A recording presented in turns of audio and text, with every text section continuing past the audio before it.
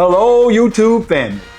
This is your boy coming back to you today on Thursday, June the 26th. Thursday, June the 26th here in H-Town, Texas.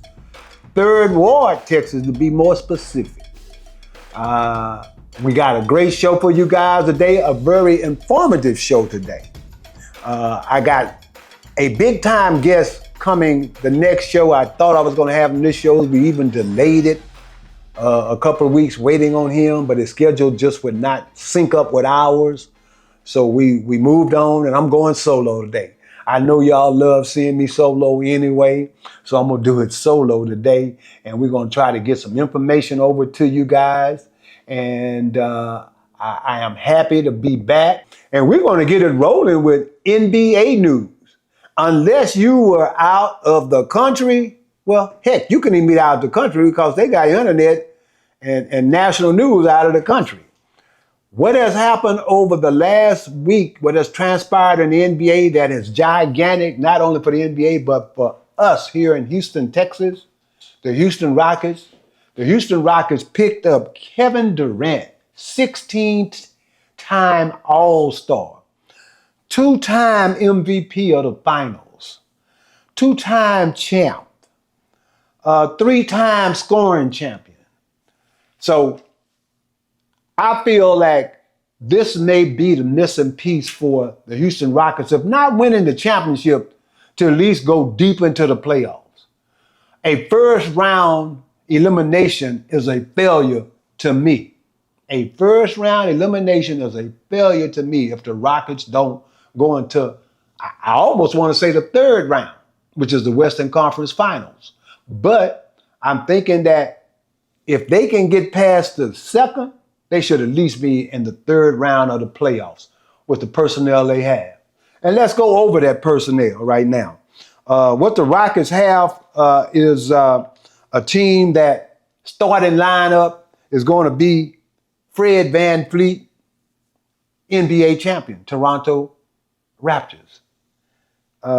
Amen Thompson, almost defensive player of the year last year, and was just his 2nd year with the Rockets. This kid has nothing but the sky above him to increase his ability in the NBA. All he needs to have is the work ethic. And I have been reading information and basketball articles. You know, once you get into this thing, you got to try to stay on touch with what's going on. So I've read some things that say that Amen Thompson is in the gym shooting 1,000 jumpers a year. Not a year, excuse me, family, 1,000 jumpers a day. And I had a cousin say, 1,000, he's not doing no 1,000 jumpers a day. Why couldn't he? He could do 500 by lunch and later on even do another 500. He don't have no job to go to. His job is off for the time being. That is his job, doing what he's doing, improving his jumper. And if he gets his jumper improved, this kid is going to be an NBA All-Star, not a defensive player of the year. He's going to be an NBA All-Star. So our backcourt is turning up to be, and I don't want to hear nothing from my buddy that's about me being a Laker fan, talking about, man, you be jumping from the Rockets to the Lakers every time you turn around. I've made it known that I am a Laker fan, but I am also a Rocket fan. I'm a homer. And I'm sorry if you can't get to that. If I got 2 teams, and I'm sorry, if you don't have but one, you better get you another. Because I'm going to deal with the Rockets. The Rockets right now have Fred VanVleet, Amen Thompson in the backcourt. I put that up against anybody. Now, Thompson don't have the jumpers, but the other guard that you would put him against, shooting guard, don't have the D he has either.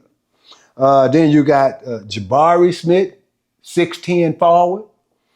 You got Durant at the 3, 6'10" at the 3. And guys was telling us all he can do is score. People, go get your information. It's on Google. Google it up and see what Kevin Durant averaged the 2 years Golden State won the championship. Not just scoring, check the rebounds and the block shots. I can remember 2 championship series where, man, he was averaging almost 3 block shots a game. So if Kevin Durant is really got his mind set on trying to get back to the championship, this is a good place for him to do it if he just brings his luggage that he took to Golden State here with us. You know, because I've been hard on Kevin, James, and Kyrie for some time when they went to Brooklyn together. I was telling my friends, we're not worried about Brooklyn because they don't have no leader. They got 3 guys with fantastic skills, but none of those guys lead a team anywhere. I don't know if you guys can recall when Kyrie Irving left Cleveland, and he left Cleveland to go to Boston. He said he wanted to lead his own team. They're 3 years, and they got, he hit the trail. He couldn't do it. Couldn't do it at Boston. He couldn't do it. Kevin Durant wanted to leave Oklahoma because he could play ball the right way, supposedly. He went to Golden State, a team that already won 72 games the year before. So that didn't, I don't want to throw shade at him for doing that and winning a championship with Golden State because you still had to play. And not only did he play, he was the MVP twice. So Kevin Durant did his thing there. That's why I'm saying if he just brings that same mentality to the Rockets, man, the Rockets can be in the Western Conference Finals. They did pretty good with OKC this past year. So it's not like they scared of OKC. You get Kevin Durant, all we needed was some scoring down the stretch. And I was a Jalen Green fan. But I finally saw the light on what people were saying about Jalen, his inconsistency. You can't score 30 points one game, score 9 the next, 5 the one after that, then score 20, and then after that go into the gutter again with 0 or 7. That won't cut it. I know he's young, he needs to grow up, and trust me, I'm a Jalen Green fan. I feel like he's going to get it. But with the team the Rockets have now, Kevin Durant, if they could have had that 25 points last year, Golden State wouldn't have couldn't stood a chance. I feel like they could have beat Minnesota. The only team I would have been afraid of would have been OKC. That's the only team. OKC is the only team I'd have been afraid of if the Rockets could have got past Golden State. And now with KD, there's no excuse. There's no excuse. They should go to the Western Conference Finals. That's my prediction. If you think I am putting too much on them, down below, write a comment and tell me, Larry, you tripping. Larry, you tripping. Ain't no way they're going to do it. But I feel like they can. Down below, if you agree, let me know. Larry, you on the right trail, my brother. So that's what I feel. I'm putting my opinion out there. I think the Rockets should at least make it to the West Conference Finals. And I know you still got the Lakers. You got the Mavs. You got Golden State. You got some teams in there in the West that's pretty good. I understand that. You got Portland on the come up. Sacramento is good. But I just feel like the Rockets, OKC, and maybe Denver. Those are the 3 teams to be looking out for in the West, I feel. Now, I mentioned go down below and make a statement, but also what I want you guys to do, and that is what we always ask you. Hit that like button, hit that share button, smash that bell so every time one comes up, you'll be notified. And also down below, write a comment. Also, we have these beautiful merchandise here for you guys. We got hoodies, long sleeve and short sleeve. We can do them in any colors for you. Go to fatlarrypodcast@gmail.com. fatlarrypodcast@gmail.com and get some of this beautiful merchandise. It's picking up with guys. It makes me feel so good when I see a person wearing a Sports Talk with Fat Larry. I got people in my hometown that are supporting me that's got them. It makes me feel good once again. And I told a story about going to London, England, and a gentleman asking me, where did I get that at? Because he had never heard of it. And I told him that it's a United States YouTube thing. And he said he was going to watch it. And I'd be that blessed if he didn't. And I made mention about purchasing a t-shirt. And he also sent me, and I got 2 t-shirts walking around in London, England somewhere with Sports Talk with Fat Larry. So why don't you join the party? And one more time, go to fatlarrypodcast@gmail.com, leave your information, and we'll get in touch with you about what type of hoodie, long sleeve, or regular t-shirt you want. Okay? Now, also on the NBA, we talked about the Rockets. To me, that outshine OKC winning the championship. And we want to give OKC their flowers. They won their first title. They got a hell of a player, SGA. SGA, Shea Gilchrist Alexander, out of Toronto, Canada. They had 3 guys on their team that played for, that's from Canada on OKC's team. That's right. Canada is getting in the mix. But I tell everybody all the time that these countries are on the come up, and people not paying attention that these colleges, American colleges, are going over getting these European kids when they're young and bringing them over here to play American ball style. And so if they got skills, they get trained up the way American kids get trained up. So when it's time for them to get in a draft or get some situations that's advantageous for them in regards to basketball, hey, it's the same way in track also. You got the Jamaicans, and not just the Jamaicans, all the other Caribbean countries send their kids to the United States to college. They get the training. They take that back to their country, and they tough to deal with afterward. And that's what's happening to basketball right now. Everybody's saying the Europeans are this and Europeans that. Yeah, they are a little bit more dedicated because they see what's going on and opportunities that professional basketball can present for them and their families. So they take advantage of it. It's just like, one more time, the Caribbean countries, they love them some baseball. Those kids play year-round baseball because they know the opportunities that it provides for them and their family if they can make it. So the American kids, what they got to do is, if they want this, they're going to have to start actually putting in the time. You just can't walk up and say, I'm against a guy from Germany, or they're going to put me up against a guy from Switzerland. These guys can play basketball now because they've been playing it all their life, and they've been playing it the American way. So this stuff isn't new to them. It used to be 25 years ago, they come from Europe, maybe 1 or 2 good ones, but they didn't know the style of play. They got a whole different style over there. It's just like when, what's the guy from San Antonio? I'm asking my Guillermo back here. What's the guy from San Antonio? Manu Ginobili. When he came to the NBA, he bought a step. Now, my guy minded, my people, my YouTube folks, you know, if you watch me, my producer, Guillermo, you know little or nothing about sports, you know, which makes it good because it's good and fun. But when Manu came to San Antonio, Shaylin, do you think that anybody had heard of Euro step first before they heard Manu? Called a Euro step. It wasn't even called a Euro step till Manu got here. See, people don't realize that. See, these kids, these guys, man, they getting taught, and they see American ball and they pick it up. They pick it up and they dedicate it. And next thing you know, everybody was Euro stepping like Manu Ginobili. And he's from out of like San Pablo, Brazil, somewhere down off in there.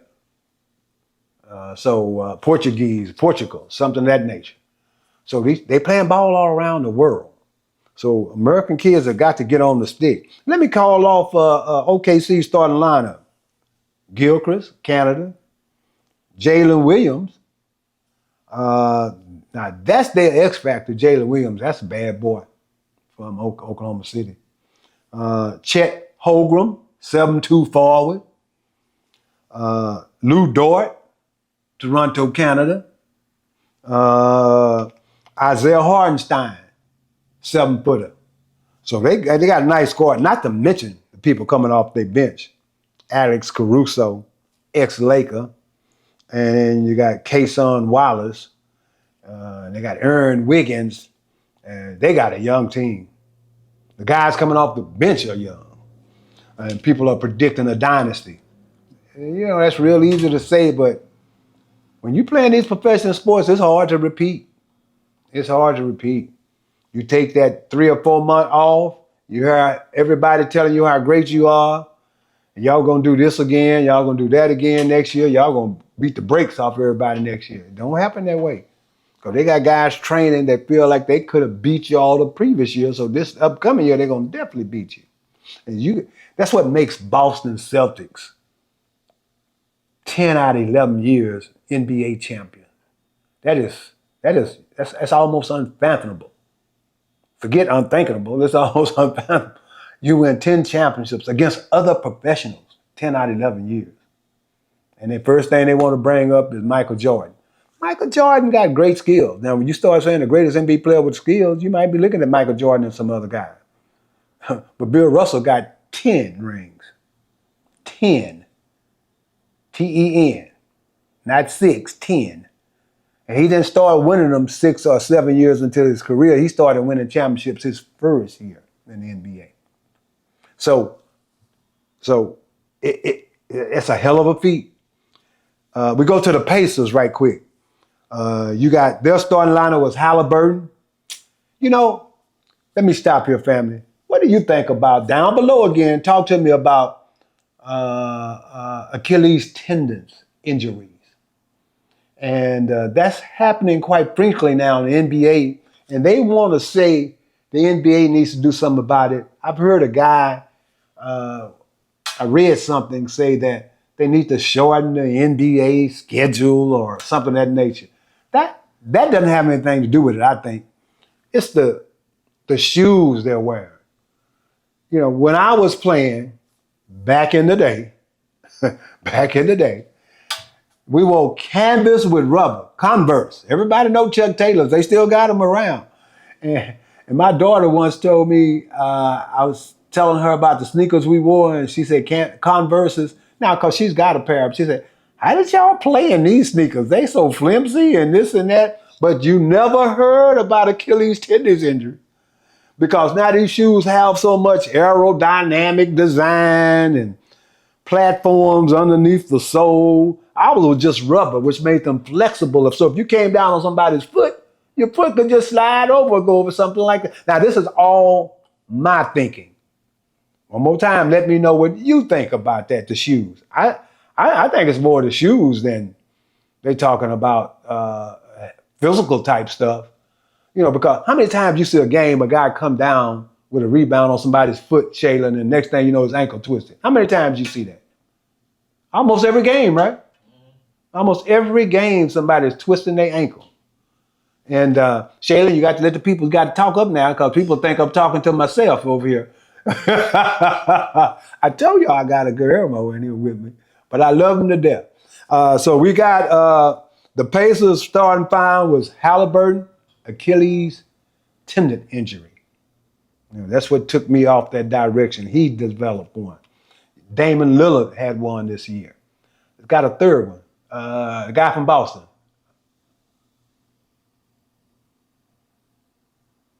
The guy from Boston with the third Achilles injury. Tatum. He got one right, y'all. I told you he know a little. He know just a little bit of something, but Jason Tatum is 3. That's 3 stars. And tell me what you think. I just think the cost of sneakers. Converse sneakers, what people say is crazy how we play basketball on those, but you did not hear about those type of injuries with Converse sneakers. You did not hear about them. You had injuries, but these Achilles injuries just popping up now. So you had Halliburton, Pascal Siakam. If Indiana could have won that, I think this guy would have been MVP of the championship. This guy is pretty good. I wanted the Lakers 2 years ago when he went to Indiana to get him. I got proof of that from telling a couple of buddies, man, they need to, Pascal Siakam, man, they need to get him. 6'10", 6'9", shoot, drive, rebound. You got Andrew Newhart. I have a newfound respect for Andrew Newhart for Indiana Pacers. I don't think you could have played any better defense against SGA than he did. I mean, he made him work for every bucket. And then not only did he make him work for every bucket, he also threw some points in there himself for Indiana. So I like Andrew. Indiana is on the come up. Andrew Newhart, Miles Turner, a center, had played pretty good. He was kind of up and down, but he played pretty good for all the playoffs. Then you got Aaron Naismith, hell of a defender. So they like to play defense like the Rockets and then get out and run. So they're going to need some more little offensive scoring push down the stretch too. Their bench was pretty good. Benedict Mathurin, Obi Toppin, came from the Knicks, but he found himself in Indiana. I think he's found a home. And then you got the little guard, TJ McConnell. You know, people want to say, you know, how this guy get a spot in the NBA. If you watch the playoffs, you will see. Yeah, he's little, but he is pesky. And he's all over the place. All you need as a coach is 5 of those guys to put on the floor and you love it. You know, somebody with heart. So that is the NBA playoffs. Oklahoma City is now the world champions. And the Rockets got Kevin Durant. It's going to be an explosion next year with the Rockets. Okay, we got the NBA draft. And let me pull that up for you right now and tell you exactly. Okay, now what I'm going to do is read off to you the order of the draft picks in last night's NBA draft. One more time. Today is June the 26th, Thursday. Wednesday night, they had the NBA draft. And everybody's absolute number one draft choice, Cooper Flagg, was drafted by the Dallas Mavericks as projected, or as the projections had said. San Antonio took Dylan Harper out of Rutgers, 6'5", guard. San Antonio's going to have a good squad. Philadelphia took B.J. Hedgecombe from Baylor, 6'4" guard. Pretty good guy. They had already been saying all along he was a one and done. One and done family means they're going to go to college for 1 year, then they're going to get that money. Charlotte took Con Knuppel, a forward, 6'7" forward from Duke. So out of the first 4, Duke had 2. Then you go down to number 5, Utah Jazz took Ace Bailey, 6'8" forward from Rutgers. Washington Wizards took Trey Johnson from the University of Texas, 6'5" guard, shooter. You got to have a shooter in the NBA on your team. New Orleans Pelicans took Jeremiah Fields, a guard from Oklahoma. As you can see, it's guard heavy in the draft. Igor Dimon, a guard out of Brigham Young, went to Brooklyn, number 8. Number 9, Toronto Raptors, Colin Murray Balls, forward, 6'7", from South Carolina. I didn't hear a lot about him prior because South Carolina's basketball team wasn't in the mix that much, but evidently he must be a good player in the first round. Toronto Raptors take Colin Murray Balls once again, Balls. Houston Rockets did draft someone because the trade for Phoenix for Kevin Durant actually doesn't go into effect till July. So they went ahead and drafted this kid, Common Mulach, center from Duke, for Phoenix. So what's going to happen is he's going to become Phoenix draft in July, and then we'll get Kevin Durant, the Rockets. This guy's 7'1" center from Duke. So out of the top 10 draft choices, Duke had 3 of them in the first round. But yet they didn't beat the University of Houston in the playoffs. So what a fantastic job by UH. Duke had the talent. They just didn't get it done. Portland Trailblazers picked number 11, Cedric Coward from Washington State. Chicago Bulls, Noah Esgin, forward from Germany. San Antonio, another draft pick, Carter Bryant, forward from Arizona. Pretty good shooter. I remember him from when the Cougars played him.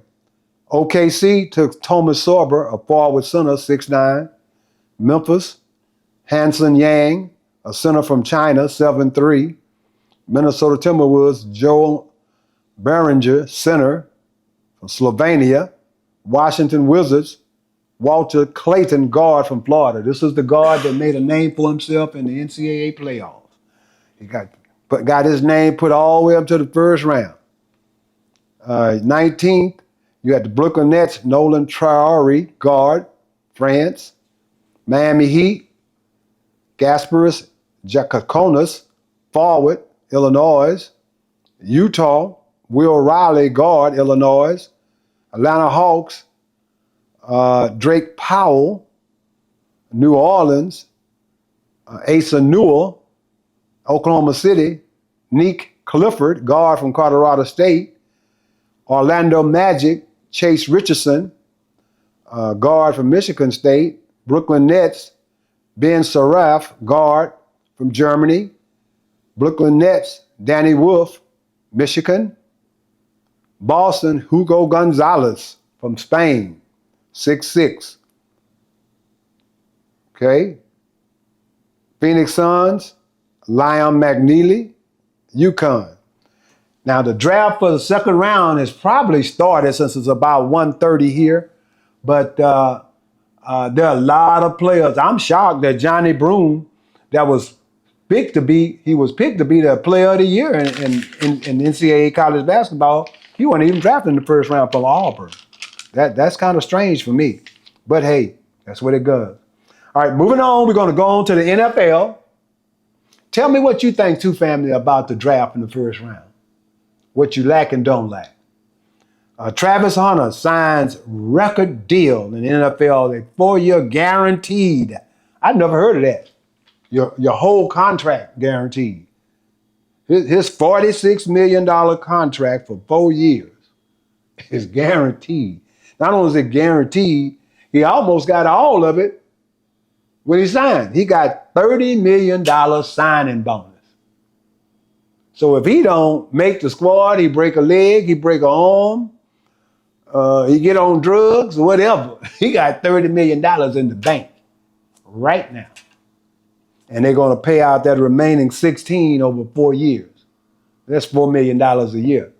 They just gave him the 30, and so now all they got is $4 million they owe him. So Travis Hunter, and I think he is going to be all of that in a bag of chips, Travis Hunter. Shedeur Sanders in Cleveland. You know, Shedeur Sanders dropped to the 5th round, which was a travesty. You know, there wasn't that many quarterbacks better than the guy that they paid the money. That's 3 or 4 inches shorter than him. He doesn't do. I predict that Shedeur Sanders will see the field before Gabriel Dillon does, who was drafted number 1. And don't be shocked, family, after about 2 or 3 games deep, he becomes the number 1 quarterback for Cleveland. There's nothing but positive things coming out of the camp when he was there. Say he was dropping dimes, throwing the ball like nothing. So we all know what it was about. His dad had decided that and said some things that when some other fathers said it, I don't want to talk about nobody, but Archie Manning, the father of Peyton Manning, and Eli Manning, when Eli got ready to be drafted, he told the NFL that San Diego, don't you draft my son because we're not coming to San Diego. And they said he was looking out for his son. Now, when Deion Sanders said certain teams don't even worry about drafting Shedeur, they said that he had a problem. How you gonna tell us what to do? You know, but hey, to each his own. I don't want to start nothing, but you read into it and come out with whatever you think it is. But you can't beat the play on the field. Shedeur's play on the field will explain everything to everybody. And not only that, I kind of felt like Shiloh wouldn't get drafted, but Shiloh, from everything I read, had a great training camp with the Tampa Bay Buccaneers. They talk about he's not the fastest. There's a whole bunch of guys play safety that's not fast. You just got to know your position, be a good tackler, and you got to hold down that back wall, because when they get past some cornerbacks, you have to at least be there to help. So you don't have to be the fastest. Now, cornerbacks, that's a dire need. You got to have that speed to keep up with them. But I look for Shiloh. Shiloh might make that team in Tampa Bay. You know? So the NFL, I basically just wanted to hit those two things because it won't get started till next month, July. Or at the end of July, they start training camps. So, but they had a OTA training camps, mostly rookies, and they had some veterans, but mostly rookies this past 2, 3, 4 weeks. But when the season starts, we'll go further into the NFL. Okay, now we're going to switch right quick to HBCU.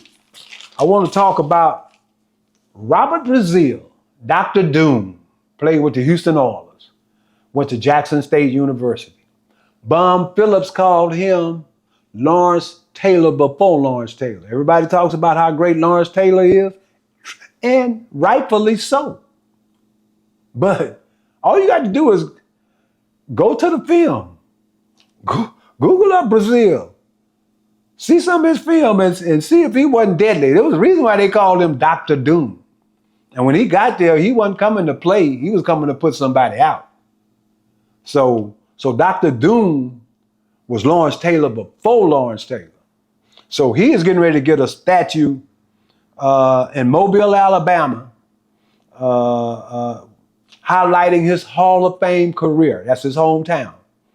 Along with Hank Aaron, a Mobile native. Billy Williams played with the Chicago Cubs. They used to call him Sweet Swinging Billy. He had a beautiful swing. Then you got Satchel Paige, one of the greatest of all time, Negro League and the Major League Baseball from Mobile, Alabama. And you got Willie Mays, Say Hey Kid. So they got one other statue, but these are the ones that I was interested in, so I put them down. So they're going to have statues of these guys since they are hometown heroes in Mobile, Alabama. Okay, I think they had it last night or night before last on the 24th, June 24th. Check me out and make sure.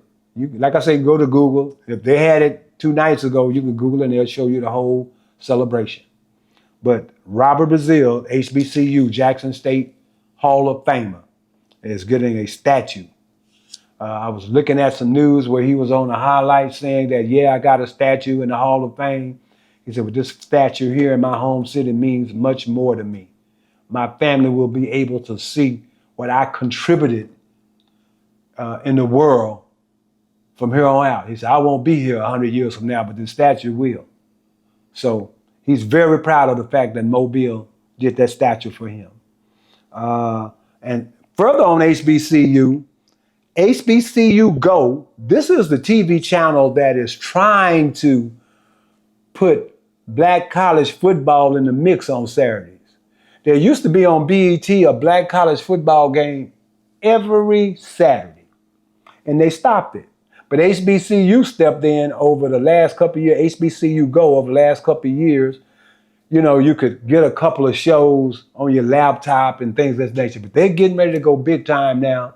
They're signing a contract with ESPN, and the contract states that they have a new contract, 10 years for $120 million with the SWAC, SIAC, CIAA, and they're still working on the MEAC. The MEAC is where South Carolina State, North Carolina Central, Norfolk State with Michael Vick, Delaware State with Jackson. So they're still working on that contract, but they're going to have some games. Now, also what HBCU Go is doing, they're going to develop some classics. One of the top classics they're going to have is going to be the Las Vegas Classic. They're going to have Jackson State and Grambling playing in that game. So all you guys got to do is go one more time. If you're a Grambling Knight or a Jackson State Tiger, go to your websites or either go online and they'll let you know the date of that game. I had it, but I'm sorry, I didn't pull it up. But they're going to play in October, the Las Vegas Classic.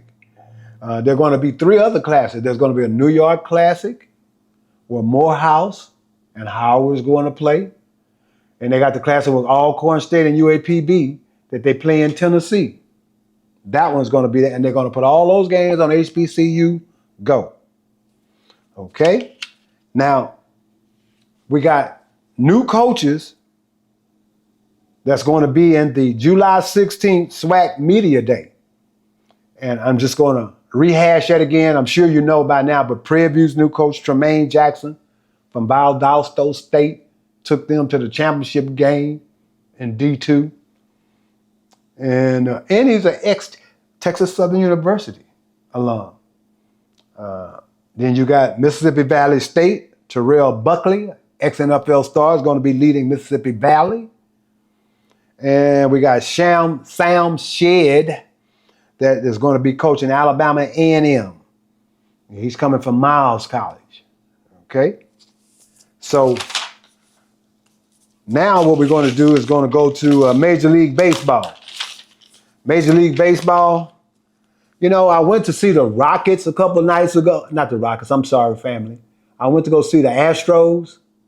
And it's amazing how the Astros, they have developed, you know, University of Houston main slang is the culture. What they mean by that is when you come here, there's a certain way we do things. And we're not trying to win, we expect to win. And that happens when you get turnover in your program or your team and you still win, you got a culture.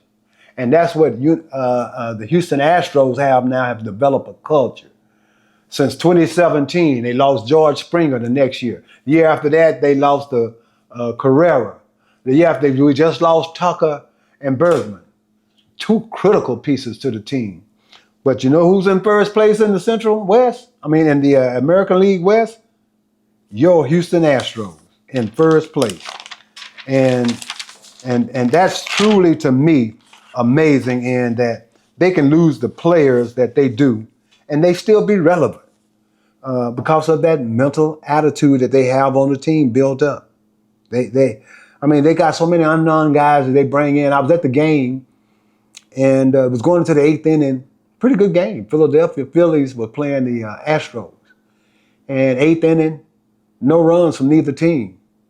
And this guy, Cooper Hummel, stepped up to the plate. And I'm like, and he already batted twice. I guess we had been talking and I didn't pay attention. I'm like, who in the heck is this guy? I mean, they got guys from everywhere playing. Next thing you know, that guy hit a home run. They are getting contributions from everywhere, the Astros. And one more time, that's an end result of your culture. When guys come to the Astros, they understand that we're not coming here just to pick up a check. You know, we're here to win, go to the World Series. And for the last 9 to 10 years, they've been in the mix. And I'm going to put it on Altuve. Things changed when Altuve came to the Astros 12 years ago. You know, they had lost more games than anybody in Major League Baseball the first year. Second year, they improved. And the third year, it was on. Okay? So let me give you a few of the names of the unknowns. I had no idea who they were. You got Mauricio Dubon. Now, he started last year. This guy's a critical piece to the Astros. He plays a little bit of everything. Paredes at third base. Got him from Detroit. This guy, Bergman, this guy got like 15, 16 home runs. And I didn't see that coming. You got Cam Smith, the young kid that was in the College World Series last year, is now playing right field for the Astros, doing a good job. Chris Walker, the first baseman. Now, this is my problem.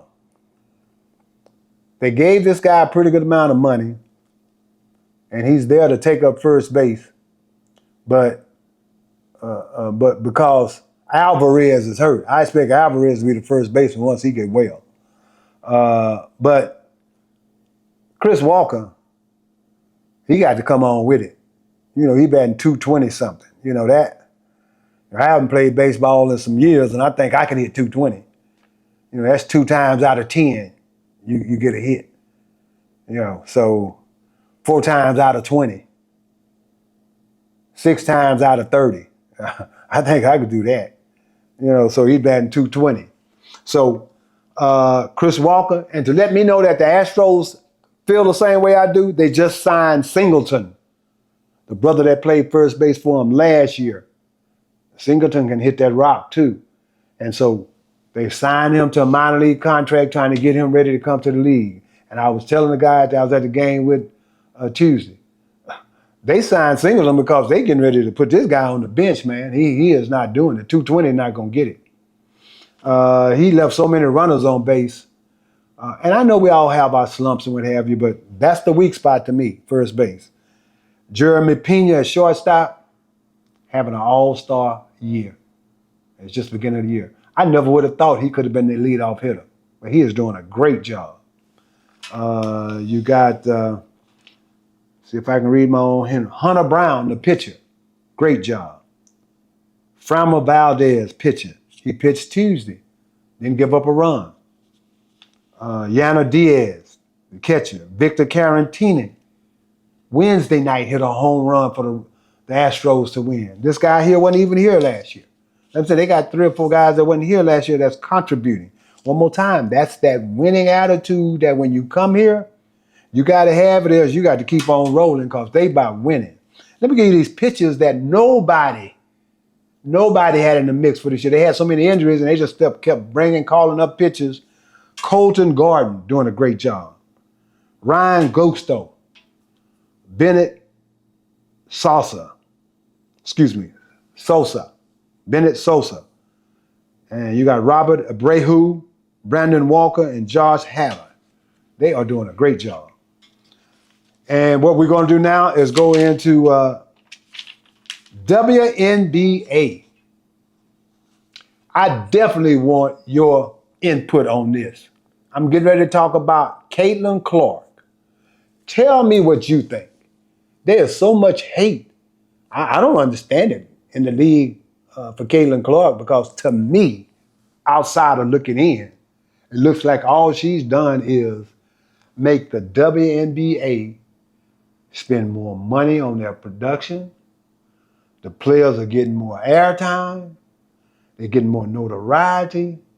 And I don't understand some of these players that they want to be on Caitlin Clark. Like the NBA, they're making her 3-point shots for the WNBA. They acting like the WNBA are making her drive and getting the dishes. No, this young lady has put in the work. And they need, I'm talking to the players, WNBA players, they need to get themselves together. Because it looks just too wild that the cash cow that they have, they steady hating on. I don't understand it. I don't understand it. Caitlin Clark, to me, is worth whatever they're paying them. When you get a player that you got 2,000 people in the stands, Caitlin Clark comes to play you, is 15,000. Indiana Fever stays sold out. Whenever they go to another arena, a sellout. They trying to see Caitlin Clark. Now, might touch on some toes here, but they're always putting up against Reese. What's her last name again? Angel Reese. Now, I have nothing bad to say about Angel Reese. Only thing I'm going to talk about is they do not need to be trying to compare Caitlin Clark to Angel Reese. There is no comparison. And this is not talking about Angel Reese. What she does well. And that's get under the goal and get some rebounds. But she don't have the game. She don't have 1/10 of the game that Caitlin Clark got. You know, and she spends a lot of time doing other things off the court, which is her prerogative. You know, nobody can tell you what to do off the court. Nobody tells LeBron James to get up at 4:30 and go to workout. Nobody told Kobe Bryant to be the first in the gym and the last to leave. Nobody told Michael Jordan to come to work and play everybody in the gym one-on-one game before you go. See? Nobody told Kareem Abdul-Jabbar to develop a sky hook and develop it so well to where it's lethal, cannot be stopped. These guys did this stuff on their own. So I don't understand why they try to act like Caitlin Clark's gift is just a gift and she just wakes up and goes out and does what she does. Trust me. Do you think Shaden that she practices? Mm-hmm. Yeah. It's like these players think that this chick don't go out and practice. Like she did not make herself be that good. So my point is they need to stop hating on Caitlin Clark and jump on the bandwagon. Don't grab her coattails and bend the knee and kiss the ring. But I'm just talking about, also don't be biting the hand that's feeding you. If you know what I'm talking about. Caitlin Clark, I was listening to a commentary on Cheryl Swoops, Love Her to Death, because she brought 4 championships to Houston with the Houston Comets. 4 of them. To me, that was the best time of the WNBA. And I know you know why, because the Houston Comets was winning. But the Houston Comets had a squad. Those ladies played hard. And so I don't understand how Cheryl, she looks at Angel Reese and say that they don't give Angel Reese the shine that they give Caitlin Clark. Come on. Come on now, Cheryl. Angel does nothing that Caitlin Clark does. No, Caitlin Clark can't rebound like her, but Caitlin Clark also ain't 6'3" or 4. I imagine if she was 6'3" or 4, she might could get rebounds like her. Because we know Angel Reese definitely don't shoot like Caitlin Clark. And I don't mean just threes. I mean just Angel Reese is going to have to develop her game.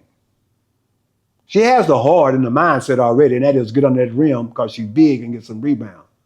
But she needs to do more than that. If you're going to start comparing her and saying she needs the same amount of time, newsworthy time as Caitlin Clark, no, she don't. Only news she ever is and they starting a fight or something. No. I feel that if Angel Reese gets in the gym and develop her game, because I think she has she has that toughness. She's from out of Baltimore. She has that toughness. But she just needs to develop her game now. It's not college, where you might have 1 or 2 players on the other team to worry about. Maybe 2. And you LSU and y'all got 5 high school All-Americans. No. You now are playing people just as good as you when you go to the WNBA. And her total game has been exposed, definitely on the offensive side. There's a joke going around. Yeah, she'll get a lot of rebounds because she's rebounding her miss. She might miss 3 times before she finally put the ball in under the goal. But that can be improved because if she gets a rebound 2 times, that means that she's there working. She just needs to go and spend some time getting her other parts of her game developed. But for now, don't be talking to me about no comparison with Caitlin Clark and Angel Reese. And so I feel like Caitlin Clark is there saving the league myself. Now, I jumped to basketball on this, and I didn't give you the standings on baseball. Major League Baseball right now, who the Astros have beaten 2 games in a row. Philadelphia is leading the East. Chicago Cubs, one of our guys, Tucker, that played with the Astros, is having a fantastic season over Chicago's leading their division. The Dodgers always going to be in the West. Them and the Padres and San Francisco, that is a heated division always. And so you got the Dodgers in the West, Phillies in the East. That's in the National League, and Cubs. In the American League, you got the Rockets in the West. You got Seattle in second. You got Central Division. You got Detroit. Surprise to me, Detroit is leading that division. And you got the Cleveland Guardians. And in the East, just like the Dodgers in Los Angeles, the Yankees going to always be in the mix because they're going to always have a roster that's filled with stars. You got the Yankees and the Tampa Bay Rays. Tampa Bay is always in the mix. It's a small market team, but they're always in the mix. So what I'd like to do now is just one more time ask you guys for your help. I need for you guys to purchase some merchandise. A hoodie, a long sleeve shirt, or a regular t-shirt for your significant other. And then just, put it on and pass the word. Share it, hit the like button, share, and spread the word about the show. Okay? My last show, I got pretty good response, real good response from a lot of people. Definitely from my hometown, because I had a hometown hero on, all high school, all American, and people had not heard about him in a while, and they really enjoyed the show. I anticipate doing something similar to that the next show, having a former All-American on the show. So one more time, today is June the 26th, Thursday. If you are anywhere in the neighborhood, there are no sports going on now for HBCUs. Pretty soon they will be, and I'll be able to tell you, go and support one of them.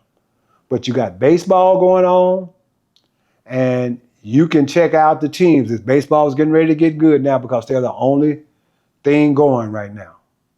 So I want everyone to ask someone if they have ever heard of Sports Talk with Fat Larry. And when they say no, let them know that now I'm letting you know about it. Go to YouTube and look at Sports Talk with Fat Larry. Okay? So I want to say send a big shout out to my homeboy in Waco. He's dealing with a little medical issue, and I'm pulling and praying for him. I just had a wonderful friend out of Dallas Pass, one of my ex-high school and classmates and teammates, Sam Jones. I want to send a word out to his family, Sam Jones Jr., who has a show similar to this. I want to tell him to keep it going, my brother. Keep it going. Until next time we meet, I want to wish you guys a wonderful weekend and peace out.